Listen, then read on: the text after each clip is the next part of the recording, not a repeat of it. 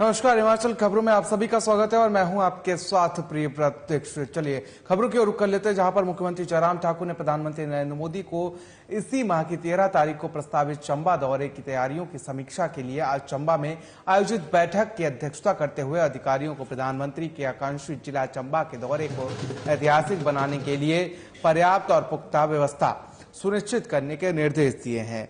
साथ ही आपको बता दें कि मुख्यमंत्री ने कहा कि प्रधानमंत्री 180 मेगावाट की बिजौली जल विद्युत परियोजना का लोकार्पण करेंगे और इसके अलावा 48 मेगावाट के चंजू 3 जल विद्युत परियोजना को और 30.5 मेगावाट के दयोथल चंजू दल विद्युत परियोजना का शिलान्यास करेंगे और PMGSY 3 का शुभारंभ करेंगे। मुख्यमंत्री ने कहा कि प्रधानमंत्री चंबा के प्रसिद्ध चौगान में जनसभा को संबोधित करेंगे। उन्होंने अधिकारियों को निर्देश दिए कि आम लोगों को किसी प्रकार की कोई असुविधा ना हो, इसके लिए पर्याप्त व्यवस्था की जाए और यातायात को सुचारू बनाए रखने के लिए भी उचित व्यवस्था की जानी चाहिए। उन्होंने लोक निर्माण विभाग के अधिकारियों को चंबा शहर की ओर से जाने वाली सड़कों का उचित रखरखाव सुनिश्चित करने के अलावा शहर और उसके आसपास बसों और अन्य वाहनों की पार्किंग के लिए पर्याप्त व्यवस्था करने के निर्देश दिए। उन्होंने कहा कि वाहनों को सुचारू रूप से निर्बाध आवागमन सुनिश्चित किया जाना चाहिए ताकि आम जनता को कोई भी परेशानी न हो।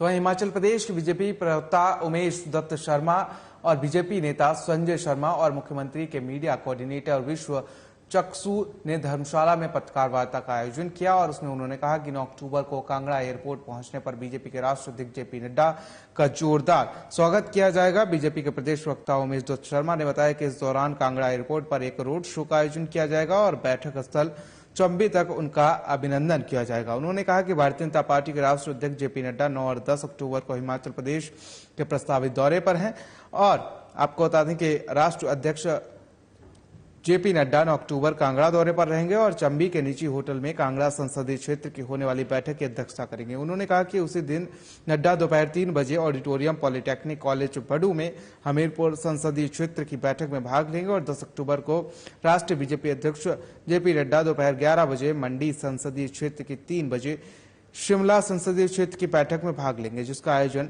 सीलन में किया जाएगा।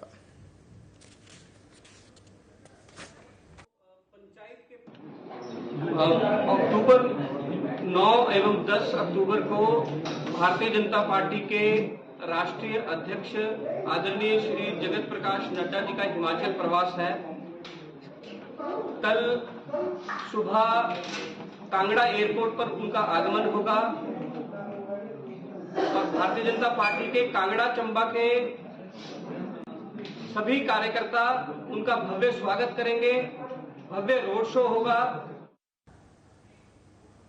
तो हिमाचल प्रदेश के मुख्यमंत्री जयराम ठाकुर ने कहा कि आकांक्षी जिला चंबा के साइंस म्यूजियम की शुरुआत हुई है और देश में 75 साइंस म्यूजियम बनेंगे। और मुख्यमंत्री जयराम ठाकुर ने संबोधन के दौरान पंजाब में सांप निकल आया। सांप को देखते ही विद्यार्थियों में अफरा तफरी बन गई और आपको बता दें कि वन विभाग के कर्मचारियों ने कुछ ही पलों में सांप को पकड़कर सुरक्षित स्थान पर छोड़ दिया। इसके बाद मुख्यमंत्री जयराम ठाकुर ने अपना संबोधन शुरू किया और चंबा में साइंस म्यूजियम के शुभारंभ पर मुख्यमंत्री जयराम ठाकुर ने कहा कि देश में 75 साइंस म्यूजियम बनेंगे। चंबा जिले में पहला साइंस म्यूजियम बाल वरिष्ठ माध्यमिक पाठशाला में खोला गया है और यह ऐतिहासिक विद्यालय वर्ष 1863 में खुला है। सीएम जयराम ठाकुर ने कहा कि मेरी दुनिया में आने से 102 वर्ष पहले ये बाल वरिष्ठ माध्यमिक विद्यालय खुला है और सीएम जयराम ठाकुर ने कहा कि आकांक्षी जिला चंबा से साइंस म्यूजियम की शुरुआत हुई है।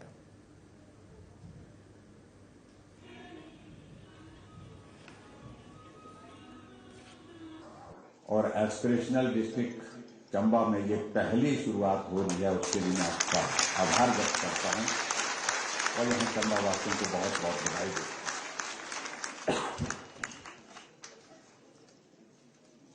और मुझे इस बात की भी प्रसन्नता है कि आपने एस्पिरेशनल डिस्ट्रिक्ट में इस स्कूल का जो चयन किया है, ये स्कूल जो है ये ऐतिहासिक है।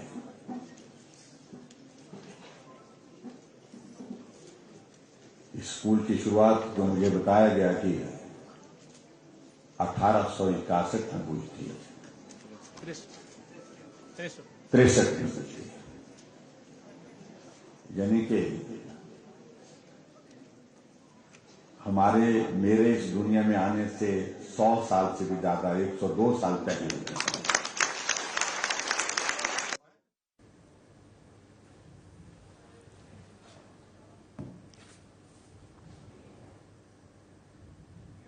वहीं केंद्रीय मंत्री अनुराग ठाकुर ने बिलासपुर के भाखड़ा दौरे के दौरान आम आदमी पार्टी और कांग्रेस पर खूब तंज कसा। तो वहीं आपको बता दें, केंद्रीय मंत्री अनुराग ठाकुर ने आज हिमाचल प्रदेश के जिला बिलासपुर के भाखड़ा के पास भर्ती नेला में सड़क का शिलान्यास किया और कोट में विद्युत मंडल का उद्घाटन किया। उसके साथ ही बीजेपी प्रवक्ता आपदा प्रबंधन बोर्ड के उपाध्यक्ष रणदीप शर्मा भी मौजूद रहे। तो वहीं आपको बता दें कि अनुराग ठाकुर ने पत्रकारों से बातचीत करते हुए कहा कि आम आदमी पार्टी और कांग्रेस पर उन्होंने खूब तंज कसा है। आम आदमी पार्टी की सरकार पंजाब में पूरी तरीके से विफल हो चुकी है और पंजाब में भ्रष्टाचार, गुंडागर्दी का बोलबाला है। पंजाब में सरकार आने के बाद से 60 से ज्यादा हत्याएं वहां पर हो चुकी हैं, जबकि दिल्ली की सरकार भी पूरी तरीके से डगमगा चुकी है। उनके स्वास्थ्य मंत्री पिछले 6 महीने से जेल के अंदर हैं। उन्होंने कहा कि भ्रष्टाचार और गुंडागर्दी का पर्याय क्या होता है, पंजाब की सरकार दिखाती है। यात्रा में मीडिया ने बहुत बढ़ चढ़कर और कांग्रेस के लोगों ने दिखाया कि राहुल गांधी जी ने अपनी माता के जूते के तस्मे जब खुले तो उसको बांधने का काम किया, लेकिन ये नहीं दिखाया। महिला सम्मान वहां तो दिखाया, लेकिन देश की राष्ट्रपति जो एक आदिवासी महिला है, पार्षद से राष्ट्रपति के पद तक पहुंची है, उनको अपमानित करने का काम जो कांग्रेस के एक पूर्व सांसद ने किया है, कांग्रेस के नेता ने किया है, उस पर कांग्रेस मूक दर्शक बन के रही। ये साफ तौर पर नजर आता है कांग्रेस के लिए महिला सम्मान केवल सोनिया गांधी तक ही सीमित है, कहीं नजर वो आते नहीं। जिस राज्य में आई वहां पे भी ग्राफ ऐसा है कि 60 से ज्यादा हत्याएं पंजाब में अब तक हो चुकी हैं पिछले 4 महीने में। ये आम आदमी पार्टी की सरकार आने के बाद है। तो चुनावी साल में बाहरी राज्यों से कई राजनीतिक पार्टियां हिमाचल में रुक कर रही हैं और पंजाब से आई शिवसेना पार्टी भी हिमाचल की चुनावी मैदान में टाल ठोकने का दावा कर रही है। 12 साल से पंजाब में काम कर रही पार्टी का कहना है कि प्रदेश की बीजेपी सरकार ने अपने 5 साल के कार्यकाल में कोई भी विशेष काम नहीं किया है, जिस पर उनकी प्रशंसा की जाए। पहली बार राजधानी शिमला में जनता के बीच आई पार्टी का मत है कि यदि इस बार उनकी सरकार बनती है तो कई ऐसी चीजें हैं जिन पर हिमाचल में सही तरीके से काम किया जाएगा। प्रदेश में मौजूदा पार्टी और विपक्ष में आसीन कांग्रेस पार्टी ने प्रदेश को डुबाने का काम किया है और प्रदेश में 10 सीटों पर अपने प्रत्याशी का नाम पक्का करने वाली पंजाब शिवसेना का कहना है कि यदि प्रदेश में उनकी सरकार आती है तो क्षेत्र का विकास होगा। तो वहीं पार्टी अध्यक्ष संजीव घनौली ने कहा कि मौजूदा सरकार चुनाव के समय बड़े बड़े वादे करती है ताकि जनता को एक बार फिर गुमराह कर सत्ता वापसी की जा सके। हिमाचल में नशे का कारोबार लगातार बढ़ रहा है, जिस पर प्रदेश सरकार ने कोई ठोस कदम नहीं उठाया है।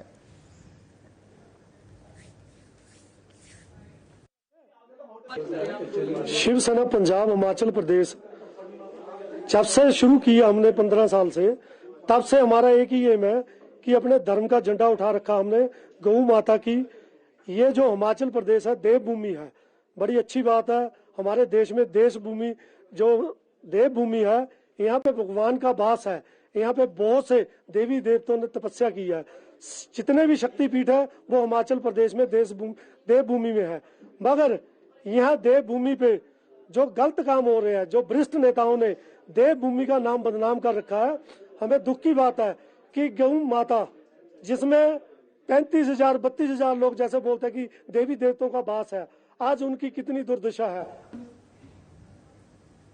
तो वहीं गैर कृषक एकता मंच ने धारा 118 में बदलाव करने की मांग उठाई है और मंच का कहना है कि प्रदेश में कई सालों से हो रहे गैर कृषकों को परिभाषा में जोड़ा जाए। और आपको बता दें, गैर कृषक एकता मंच के प्रधान गिरीश साहनी ने शिमला में पत्रकार वार्ता में कहा कि हिमाचल में लघु उद्योग और सरकारी नौकरी कर रहे लोगों को गैर कृषकों की परिभाषा में रखा गया है, जिसके कारण वो हिमाचल में कहीं भी जमीन नहीं खरीद सकते हैं। उन्होंने प्रदेश सरकार से मांग की है कि धारा 118 में बदलाव कर उन्हें कृषकों की परिभाषा में जोड़ा जाए ताकि उनके अधिकार मिल सके।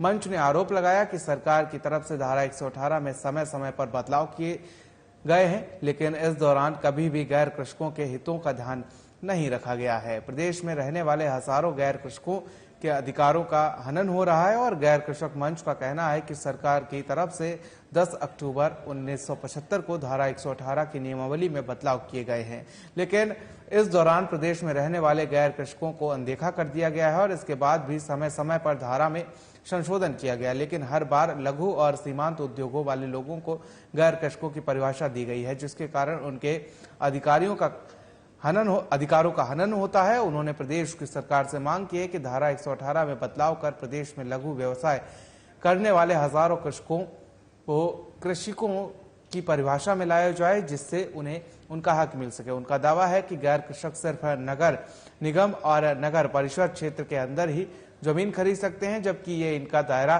काफी सीमित है। ऐसे में अगर लघु व्यवसायियों को गैर कृषक की परिभाषा में जोड़ा जाता है तो गैर प्रदेश के हजारों गैर कृषकों को उनका अधिकार मिलेगा।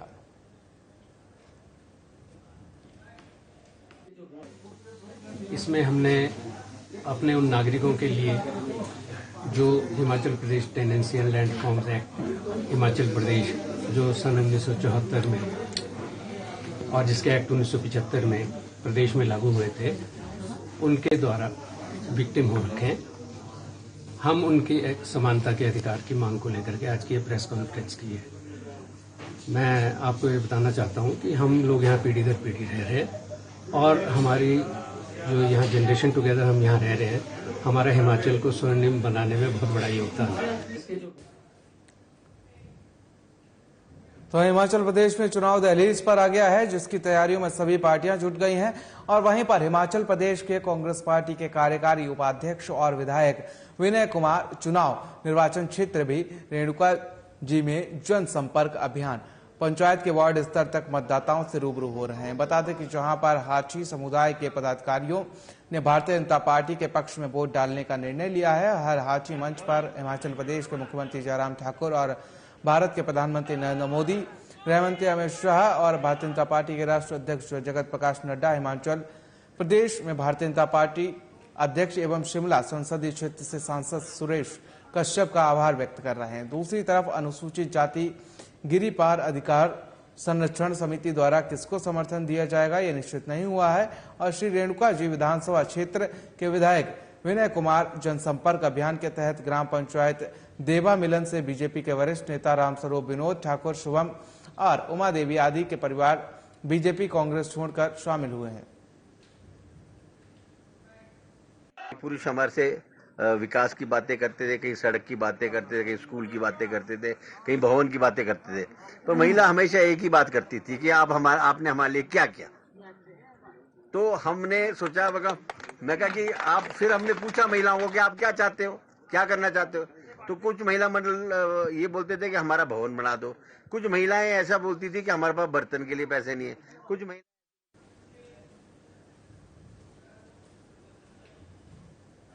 तो इस बुलेटिन फिलहाल मेरे साथ इतना है। मुझे दीजिए इजाजत। नमस्कार।